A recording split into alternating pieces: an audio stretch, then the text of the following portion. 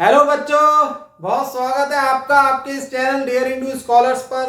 और आज हम पढ़ेंगे अपना नया चैप्टर वेव ऑप्टिक्स।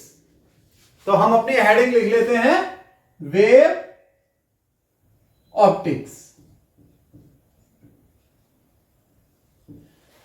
तो जब ऑप्टिक्स के शब्द का यूज हुआ है तो जाहिर सी बात है कि हम लाइट के बारे में पढ़ेंगे।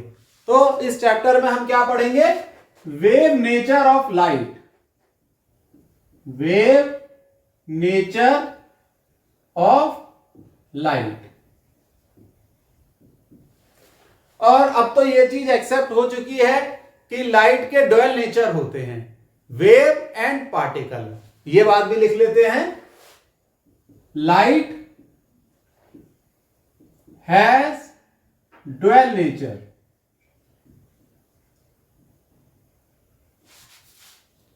कौन कौन से होते हैं? Wave and particle.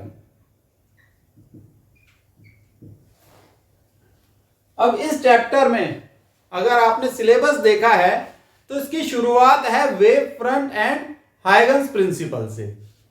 तो हाइगन्स प्रिंसिपल को समझने के लिए हमें पहले समझना होगा न्यूटन्स कॉर्पुस्कुलर थ्योरी, क्योंकि हम फंडामेंटल मिस नहीं कर सकते, इसलिए इस थ्योरी को समझेंगे। और कोई ज्यादा लंबी चौड़ी थ्योरी नहीं है, छोटी सी थ्योरी है।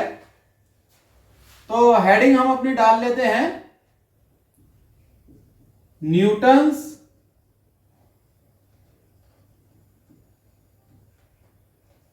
Corpuscular theory.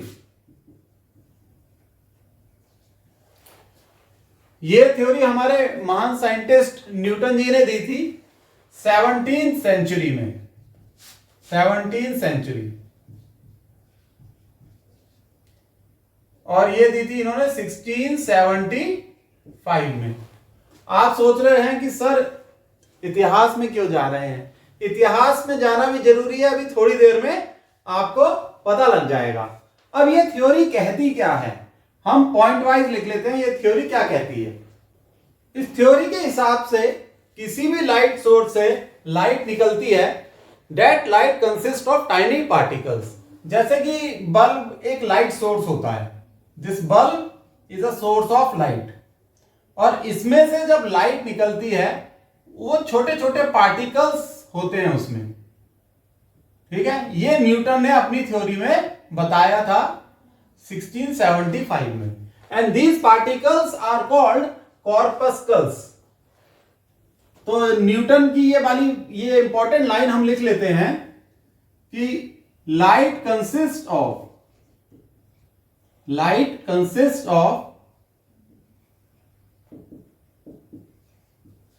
Stream of tiny particles. छोटे पार्टिकल्स होते हैं, tiny particles, stream of tiny particles called कॉर्पस्कल्स।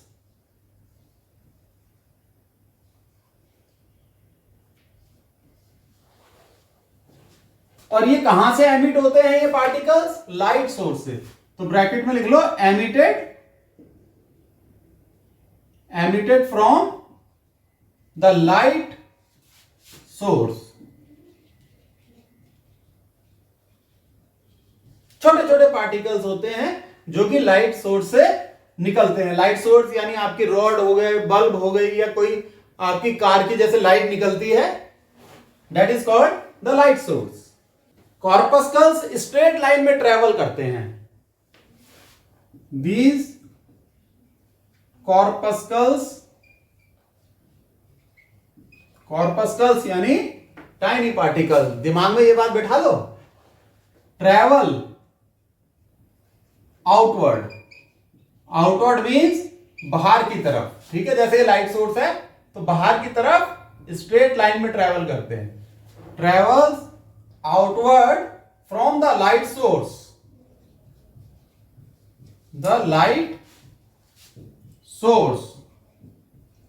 in a straight line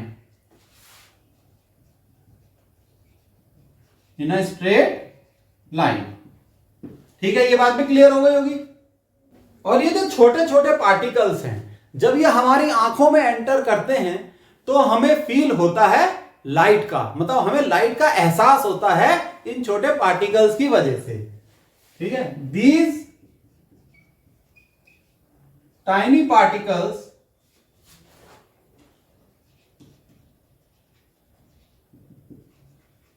enter our eye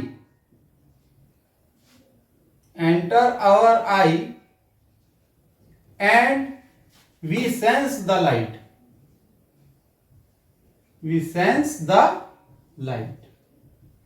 in particles की वजह से ही हम लाइट को सेंस कर पाते हैं।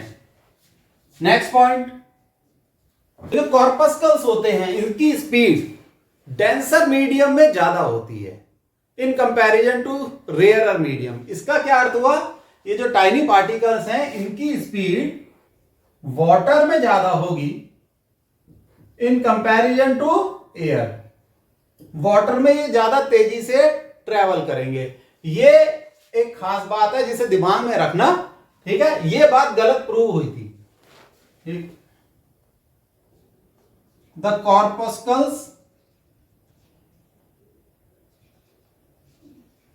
Travel faster in denser medium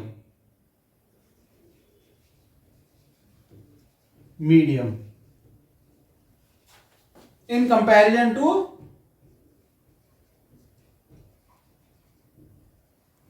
rarer medium।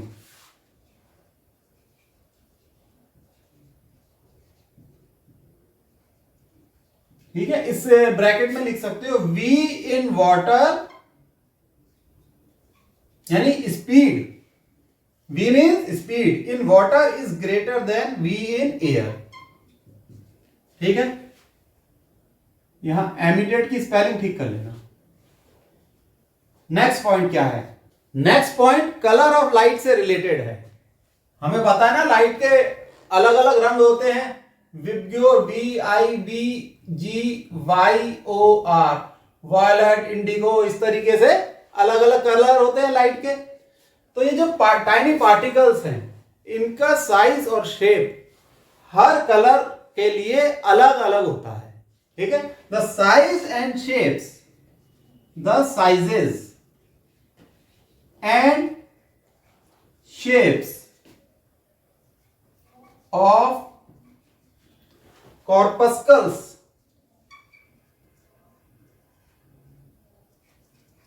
is different for different color of light, different colors of light,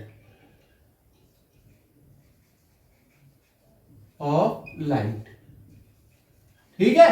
देखो बच्चों, इस लाइन को दोबारा पढ़ो, the sizes and shapes of corpuscles is different for different colours of light. इसका क्या अर्थ हुआ कि वॉयलेट के लिए मान लो राउंड है, राउंड शेप है, और साइज थोड़ा सा बड़ा है, तो इंडिगो के लिए मान लो स्क्वायर शेप है, ग्रीन के लिए ट्रायंगुलर शेप है, और साइज भी इस तरीके से वेरी करेगा। ठीक बच्चों, ये थ्योरी आप अपनी नोटबुक पे लिख लो। ठीक, इंपॉर्टेंट थ्योरी है और यही बुनियाद है हाइगन्स प्रिंसिपल की। स्क्रीन पॉज करके लिख लो। एक और इंपॉर्टेंट पॉइंट है इस थ्योरी में, तो उसको लिखने के लिए मैंने ऊपर का पोर्शन रब कर दिया है, और रब करते वक्त मैंने वो सीन काट दिया थोड़ा सा टाइम बचाने के लिए, वरना वीडियो बहुत लंबा हो जाता। तो वो इंपॉर्टेंट पॉइंट ये है कि ये जो टाइनी पार्टिकल्स होते हैं जिन्हें हम कॉर्पस्कल्स कहते हैं, अब तक तो आप समझ ही गए होंगे इनका क्या नाम है। ये ट्रांसपेरेंट ऑब्जेक्ट से पास हो जाते हैं। ठीक, मान लो कोई ग्लास है, उससे ये पार्टिकल पास हो जाते हैं, तभी तो रिफ्रैक्शन होता है ट्रांसपेरेंट ऑब्जेक्ट से। या कोई बर्तन है जिसमें पानी है, तो उससे ये पार्टिकल्स पास हो जाएंगे। लेकिन मिरर जैसे कोई मिरर है उससे ये पार्टिकल्स रिफ्लेक्ट होते हैं। तो ये इंपॉर्टेंट पॉइंट है, इसे हम इसके नीचे लिखेंगे। Corpuscles could penetrate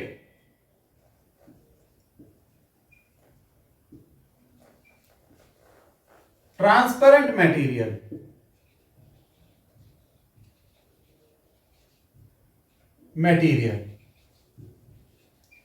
transparent material यानी ग्लास,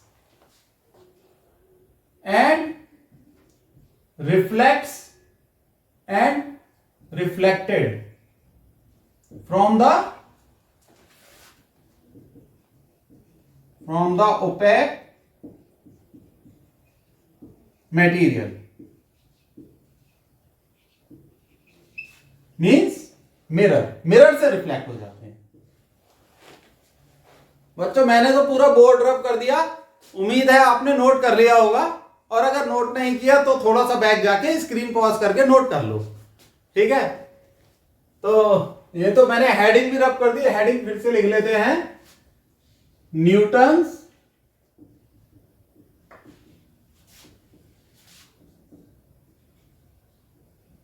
कॉर्पस्कुलर थ्योरी। तो इस थ्योरी से क्या कंक्लूजन निकली? कंक्लूजन क्या निकली इस थ्योरी से? कंक्लूजन, तो न्यूटन ने क्या किया, मतलब इस थ्योरी से क्या आउटपुट निकाला? पहला तो यह कि light travels in a straight line,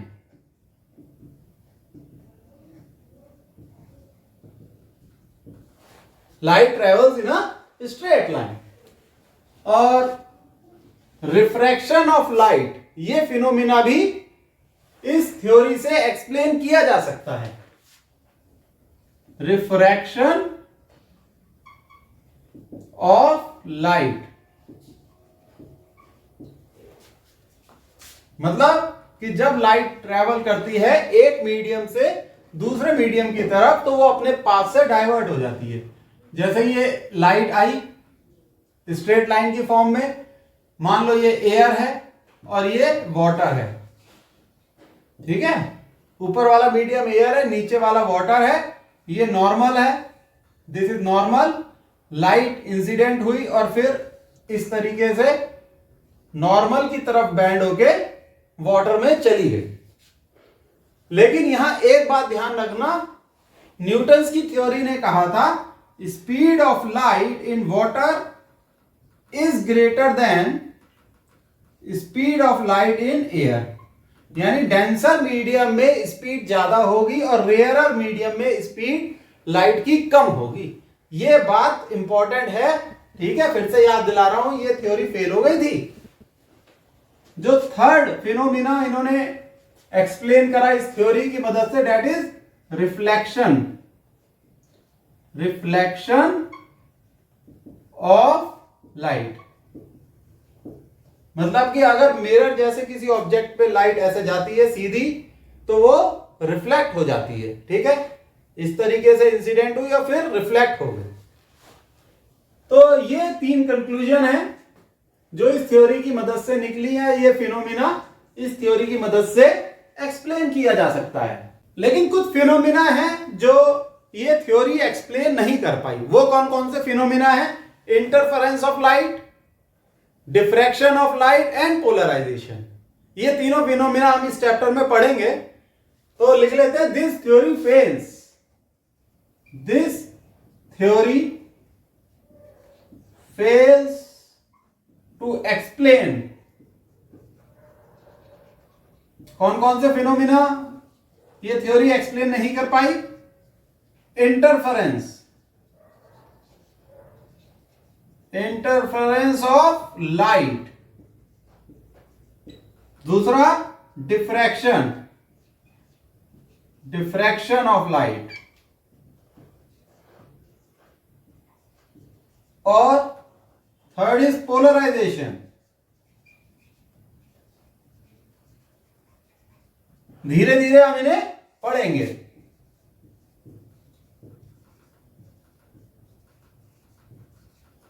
लेकिन फिलहाल इस वीडियो में तो हमारा ऑब्जेक्टिव है हाइगन्स प्रिंसिपल को समझना। ठीक है, ये आप नोट कर लो, फिर मैं इसे रब कर देता हूं।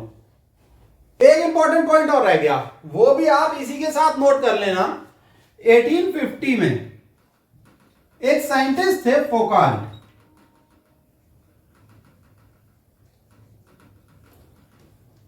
तो उन्होंने एक एक्सपेरिमेंट किया और उन्होंने एक्सपेरिमेंट की मदद से यह प्रूव किया कि speed of light in rarer medium is greater than speed of light in denser medium. यानी ये जो बात कही गई है, जो ये न्यूटन की थ्योरी में ये बात कही गई थी ना, इसको गलत प्रूव कर दिया। यानी उन्होंने क्या प्रूव किया, speed of light in air is greater than speed of light in water. Air में स्पीड ज्यादा होती है। और जब इन्होंने ये प्रूव किया तो इस थ्योरी का तो दम निकल गया, न्यूटन की थ्योरी का दम निकल गया। हालांकि न्यूटन एक बहुत ही बड़ा नाम था 17वीं सेंचुरी में। तो फिर 17वीं सेंचुरी में ही हाइगन्स ने 17वीं सेंचुरी में ही हाइगन्स ने वेव थ्योरी दी थी। लेकिन उनकी ये थ्योरी दब के रह गई थी क्योंकि न्यूटन की थ्योरी को सबने एक्सेप्ट कर लिया था। ठीक है, तो अब हम पढ़ेंगे कि हाइगन्स ने 17वीं सेंचुरी में क्या थ्योरी दी थी और वो थ्योरी कब सामने आई, जब न्यूटन की थ्योरी फेल हो गई और लोगों ने हाइगन्स की थ्योरी को इंपॉर्टेंस देना शुरू कर दिया। ठीक है, अब नोट कर लो इसे।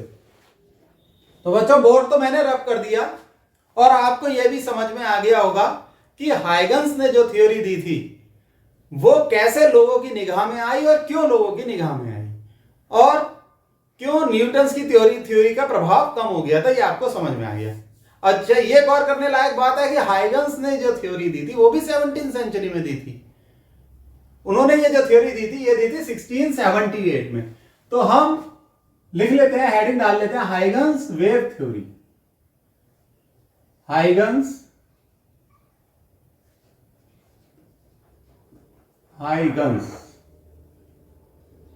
Wave theory.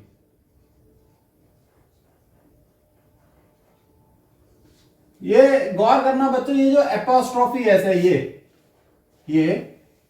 ये एस के बाद है, ये इनका नाम ही इस तरीके से लिखा गया, हाइगन्स। एस इनके नाम का पार्ट है। ये डच साइंटिस्ट थे और इन्होंने ये जो थ्योरी दी थी ये दी थी 1678 में। इन्होंने अपनी थ्योरी में ये कहा था कि light travels in the form of A mechanical wave. ठीक है, एक मैकेनिकल वेव की तरह लाइट ट्रेवल करती है। तो ये पॉइंट लिख लो, light travels in the form of a mechanical wave.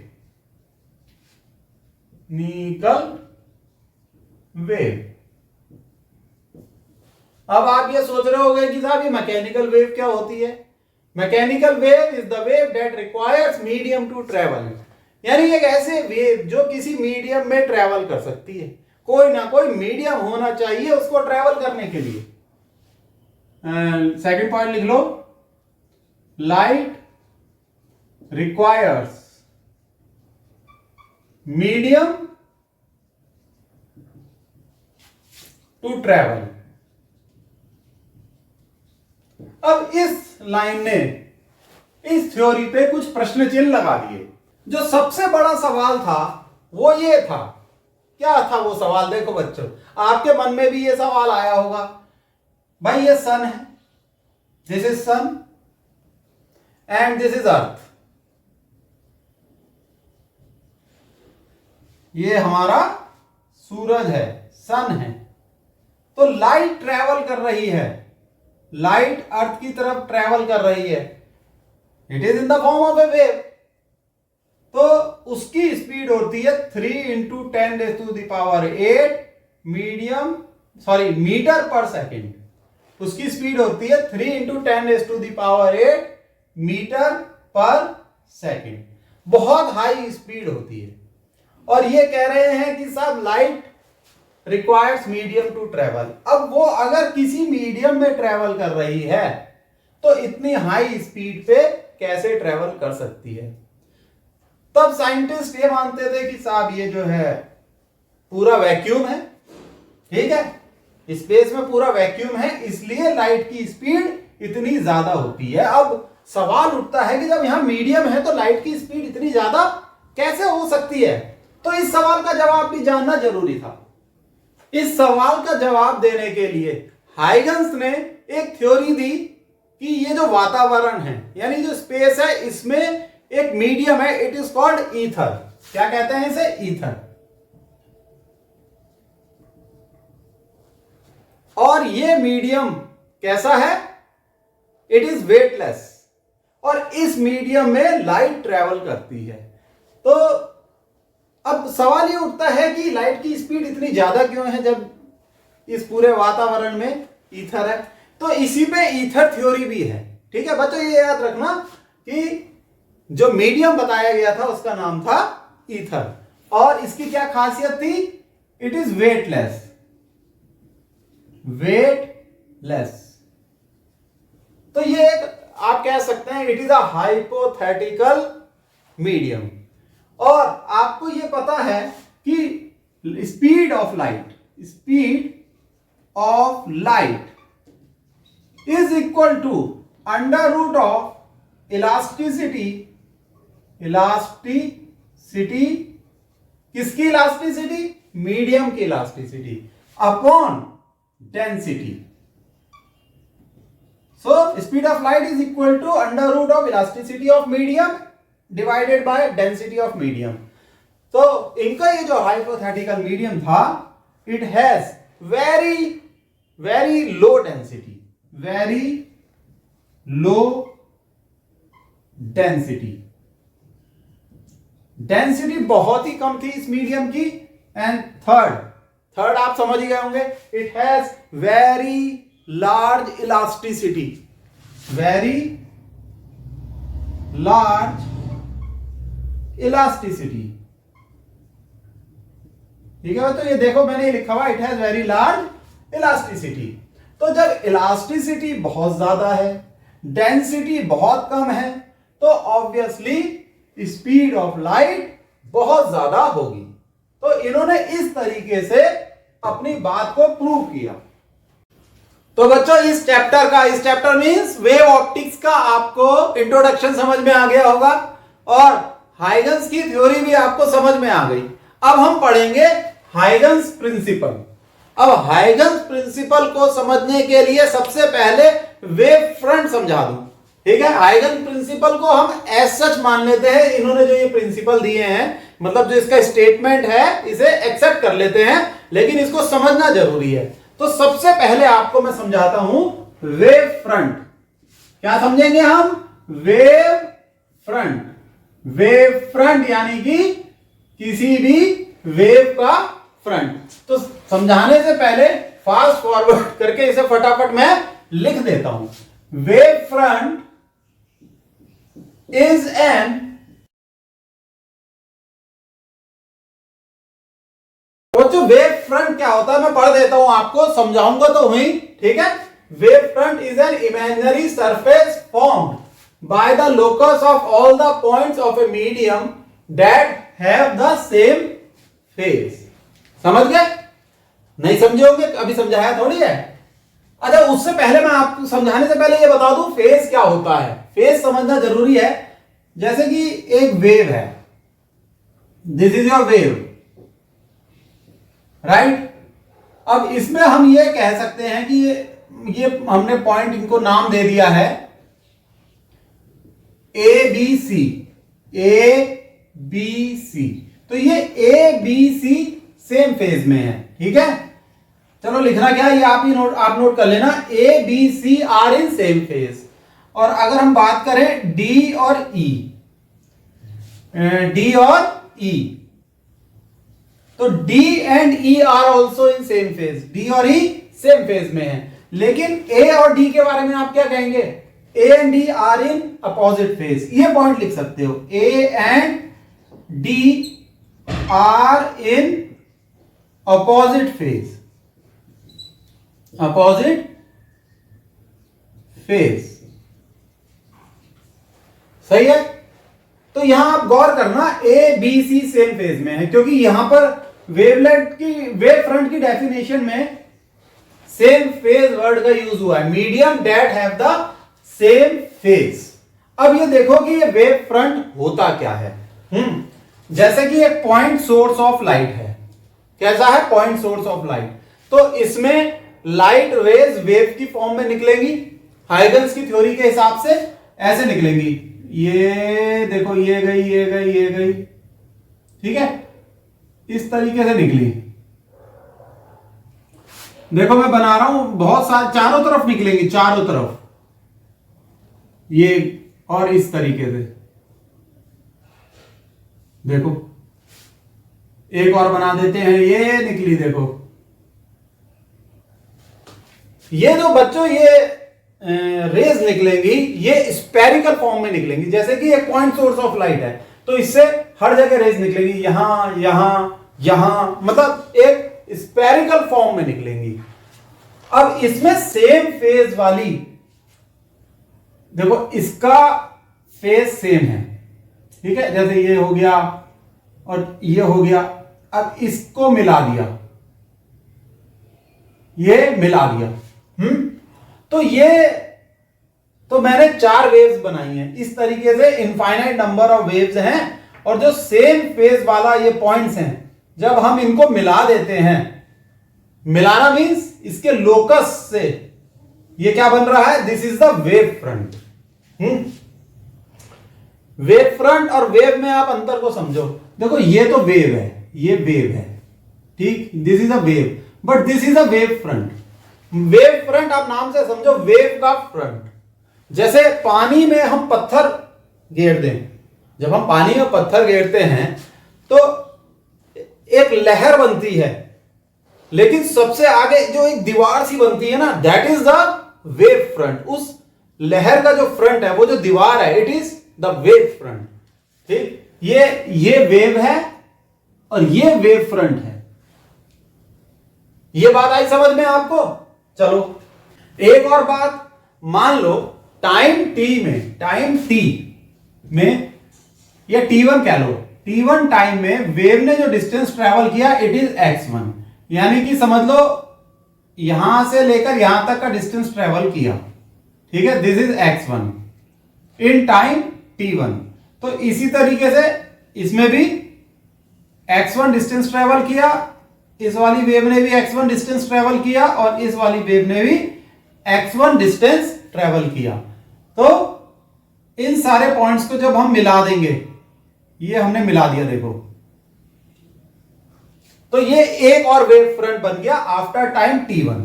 After time t1 when the distance covered by the wave is x1, और सपोज t2 टाइम में जो डिस्टेंस कवर किया, इट इज x2। तो मान लीजिए यहां पर x2, ये डिस्टेंस x2 है, दिस डिस्टेंस, यहां पर ये डिस्टेंस x2 है, दिस वन, यहां पर ये x2 है, और यहां ये, तो आप इसे मिला दीजिए, तो ये एक और वेव फ्रंट बन गया आफ्टर टाइम t2। तो इससे रिलेटेड कुछ न्यूमेरिकल भी आ जाते हैं एग्जाम में, वो भी मैं आपको कराऊंगा। इतना आपको समझ में आ गया है तो ये आप नोट कर लीजिए। बच्चों स्क्रीन पॉज करके आपने नोट कर लिया होगा, तो एक लाइन और नोट कर लो। ये मैंने आपको जो समझाया पॉइंट सोर्स के एग्जांपल से समझाया है, और पॉइंट सोर्स का जो वेव फ्रंट बनता है ये स्फेरिकल है, इसे आप सर्किल मत समझना। वो तो मैंने एक 2D फिगर दिखाया है, तो वेव्स ऐसे दिखाई हैं, ये गई, ये ऐसे, तो वेव्स ऐसे भी जा रही होंगी, एक वेव ऐसे जा रही होगी, एक वेव इधर जा रही होगी, एक इधर जा रही होगी, इधर इधर। तो इस तरीके से पॉइंट सोर्स का स्फेरिकल वेव फ्रंट बनता है। कैसा वेव फ्रंट? स्फेरिकल। ये क्वेश्चन अक्सर एमसीक्यू या फिल इन द ब्लैंक्स की फॉर्म में आ जाता है कि पॉइंट सोर्स का वेव फ्रंट कैसा होता है, स्फेरिकल वेव फ्रंट। तो लिख दें point source has spherical wave front. Very important point, ठीक है। अब मैं ये बोर्ड रब कर देता हूं।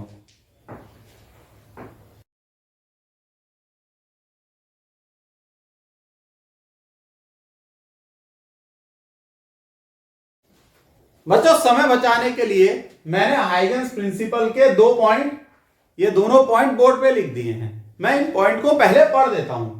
जब मैं इन्हें पढ़ूंगा तो सही से आपको समझ में नहीं आएगा, थोड़ा थोड़ा सा समझ में आएगा, लेकिन एक एक शब्द को, एक एक लाइन को मैं आपको यहां बोर्ड पे समझाऊंगा। ऐसा समझाऊंगा कि एकदम क्रिस्टल क्लियर हो जाएंगे आपके कंसेप्ट। तो देखो, every point of the medium situated on a wave front is itself the source of spherical wavelets, and the secondary wavelets arises from the different points mutually interfere. ठीक है। Second point, the envelope of the secondary wavelets in the forward direction at a particular instant gives the new wave front at that instant. तो देखो, हम diagram बनाते हैं और इसे समझते हैं। जैसे देखो, एक पॉइंट सोर्स ऑफ लाइट है। क्या है ये? Point source of light. तो इसे हम लिख लेते हैं पॉइंट सोर्स ऑफ लाइट। तो जब ये पॉइंट सोर्स ऑफ लाइट है तो इसमें से रेज निकलेंगी वेव की फॉर्म में। तो देखो ऐसे निकलेंगी, ये निकली रेज वेव की फॉर्म में, ठीक है। ऐसी यहां निकलेंगी रेज वेव की फॉर्म में, बहुत सारी रेज निकलेंगी वेव की फॉर्म में। निकालते जाओ भाई, ज्यादा भी नहीं निकालोगे, ज्यादा निकालोगे तो समय बर्बाद होगा। ये निकाल दी हमने। तो ये जो वेव्स निकल रही हैं, ये जैसे ये पॉइंट सोर्स है, ये हर डायरेक्शन में निकलनी है वेव्स, इधर भी, इधर, ऐसे, नीचे, ऊपर। तो यानी ये एक स्फीयर बना रही है, स्फेरिकल फॉर्म में निकल रही है। अब हमने पॉइंट ले लिया, हर वेव पे पॉइंट ले लिया। पॉइंट इस तरीके से लिया कि ये सारे पॉइंट सेम फेज में हैं। कैसे हैं? सेम फेज में। थोड़ा सा बड़ा बनाते हैं, पॉइंट थोड़ा आगे लेंगे। सेम फेज में है ये देखो, ये जो हाइगन्स प्रिंसिपल है हम इसे एज सच एक्सेप्ट करते हैं बच्चों, ठीक। हमने पॉइंट ले लिया और ये पॉइंट सेम फेज में है। एक ये रे और बना दी हमने, चलो ये हो गए हमारे पॉइंट्स। अब बताओ, अब इन पॉइंट्स को हम क्या करेंगे? इन पॉइंट्स को हम ज्वाइन कर देंगे। लो साहब, ज्वाइन कर दिया, ठीक। बहुत सारे पॉइंट्स है, इन्हें ज्वाइन कर दिया। ये ऐसे ऐसे ऐसे और इस तरीके से ज्वाइन कर दिया। तो बच्चों आपको ये मत समझना कि ये सर्किल है। बोर्ड पे तो ये सर्किल ही नजर आएगा, पर एक्चुअली में ये क्या होगा? It is a sphere. अब जैसे इस पॉइंट सोर्स से बहुत सारी रेज निकली, ठीक, बहुत सारी रेज वेव की फॉर्म में निकली, और जो पॉइंट सेम फेज में हैं उन्हें हमने जोड़ा, एक एनवलप से जोड़ा ऐसे। तो एक स्फीयर बन गया इस तरीके से, ठीक है, स्फीयर बन गया। तो ये क्या है? It is a sphere. और ये इसे हम क्या कहते हैं? Wave front. This is the wave front. Wave front उन पॉइंट्स को जोड़ा जो कि सेम फेज में है। अब देखो, एक पॉइंट क्या लिखा हुआ है? Every point of the medium situated on A wave front is itself the source of spherical wavelet.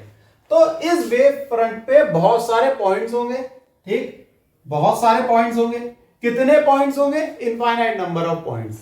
जैसे ये वेव फ्रंट क्या है? ये स्फीयर की फॉर्म में है।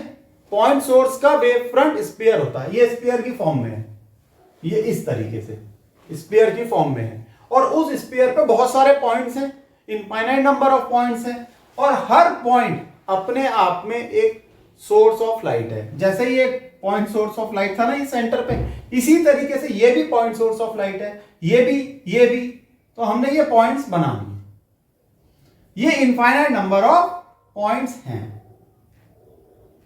अब इन पॉइंट्स में से रेज निकलेंगी वेव की फॉर्म में, है लिखा है ना, it is a source of spherical wavelet. जैसे मान लो हम ये वाला पॉइंट लेते हैं, इसमें से रेज निकल रही है, ये निकली, देखो ये निकली, इसमें से हम कुछ रेज बना लेते हैं, ठीक है। और जो सेम फेज में पॉइंट है इन रेज पे, उसे हम जोड़ देंगे। ये जोड़ दिया हमने, तो ये जो एक पॉइंट सोर्स ऑफ लाइट है, इसे आप लिख लो, it is a new point source of light. So it is a new point source of light. तो इस तरीके से हर पॉइंट सोर्स ऑफ लाइट से ये एक वेवलेट बनेगी। ये क्या कहलाती है? Secondary wavelet. क्या कहलाती है बच्चों? Secondary wavelet arises from different points. तो ये एक पर्टिकुलर पॉइंट की सेकेंडरी वेवलेट है, लिख लो इसे, दिस इज सेकेंडरी वेवलेट। तो इसी तरीके से हर पॉइंट की एक सेकेंडरी वेवलेट होगी। ये इस तरीके से, ये सेकेंडरी वेवलेट हर पॉइंट की बना ली हमने। तो इस तरीके से infinite number of secondary wavelets हो जाएंगी, ठीक। जब स्फीयर के ऊपर इनफाइनाइट पॉइंट्स हैं तो ये वेवलेट्स कितनी होंगी? वो भी भाई इनफाइनाइट नंबर की होंगी। और ये वेवलेट्स भी स्फेरिकल शेप की होती हैं, इसे सर्किल मत मान लेना, these are also spherical in shape. तो ये पहला पॉइंट तो यहां तक कंप्लीट हो गया कि साहब सेकेंडरी वेवलेट बन गई पॉइंट सोर्स ऑफ लाइट से। फिर से सुनो, एक पॉइंट सोर्स ऑफ लाइट है, उससे रेज निकल रही हैं वेव्स की फॉर्म में, ठीक है। हमने उन रेज पे पॉइंट्स ले लिए, वो पॉइंट्स जो कि सेम फेज में हैं। जब हमने उन पॉइंट्स को मिला दिया तो हमें मिला वेव फ्रंट। तो इसे हम प्राइमरी वेव फ्रंट भी वैसे कहते हैं, क्योंकि इसे हम मान लेते हैं पहला वेव फ्रंट है ये। तो ये वेव फ्रंट स्फेरिकल फॉर्म में होता है। हर इस वेव फ्रंट पे बहुत सारे पॉइंट्स हैं और हर पॉइंट अपने आप में एक सोर्स ऑफ लाइट है, जिसे हम कहते हैं new point source of light.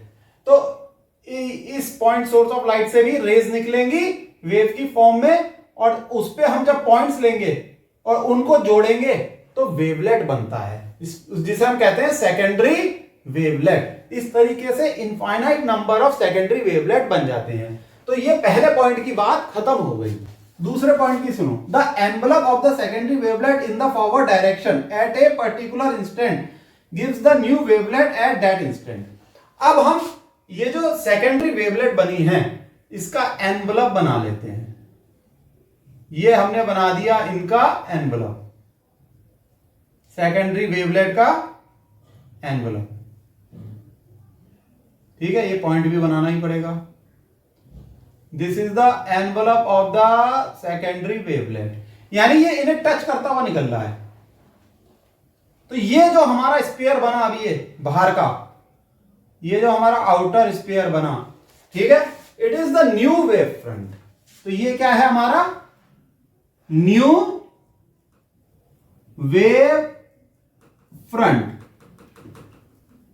सही है। This is the new wave front, सही। पॉइंट सोर्स ऑफ लाइट, ये क्या है? Point source of light. ये new point source of light, ये सेकेंडरी वेवलेट, ठीक। ये पहला वेव फ्रंट है ही, और ये जो बाहर वाला है it is the new wave front.